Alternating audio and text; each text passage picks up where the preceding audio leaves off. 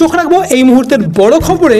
বছর ঘুরলেই বিধানসভা নির্বাচন, ইতিমধ্যেই শাসক শিবিরে প্রস্তুতি শুরু হয়ে গিয়েছে। সিংহাসন ধরে রাখার লড়াই, এই আবহে রাজনীতি থেকে অবসরের ইঙ্গিত দিলেন বারাসাতের তৃণমূল বিধায়ক চিরঞ্জিত চক্রবর্তী। এদিন বারাসাত পুরসভার এক জনসংযোগ কর্মসূচিতে যোগ দেন চিরঞ্জিত। সেখান থেকেই ইঙ্গিতপূর্ণ মন্তব্য করে বলেন, আমার অনেক বয়স হয়েছে, আমার মনে হয় এখন সময় এসেছে হস্তান্তরের। এখন আমি নিজের মতো বাঁচতে চাই এবং রাজনীতিতে যে তার তেমন কোনো আর ইন্টারেস্ট নেই। এদিন এমনটাই ইঙ্গিত দিয়েছেন এই হেভিওয়েট তৃণমূল নেতা। এবং ডেফিনেটলি তাদের আমাকে হয়তো পছন্দ হলো।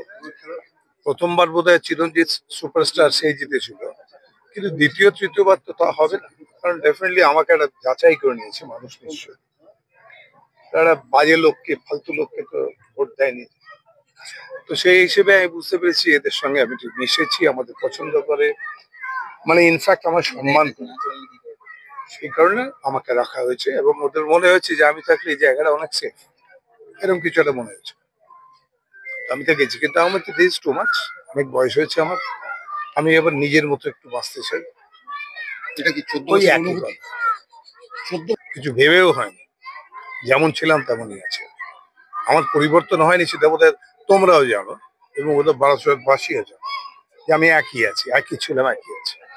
তো সেই হিসেবে আমার মনে হচ্ছে this is time to hand over, okay দেওয়া উচিত। সেটা মমতাকে রিকোয়েস্ট করেওছি আমি। তিনি বললেন 1 বছর বাকি আছে, 1 বছর পরে যখন বলবেন তখন বলবেন, যেটা বলবেন। সেই আমার ক্ষেত্রে সেরকম ভাবে হবে না। জাস্ট ওনার কি ডিসিশন হবে সেটা উনি একদম জানেন, আমি কিছু বলতেই পারবো না।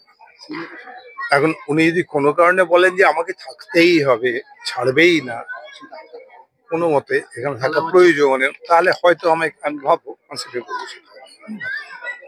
ইটস ভেরি সিম্পল, একদম সিম্পল। বাড়ি ছেড়ে যাবে কি যাবে না, যেতেও পারে নাও যেতে পারে, এরকম বাড়ির ছেলে, ছেলে যা মনে করবেন, অথরিটি যা মনে করবেন, অভিভাবক যেমন।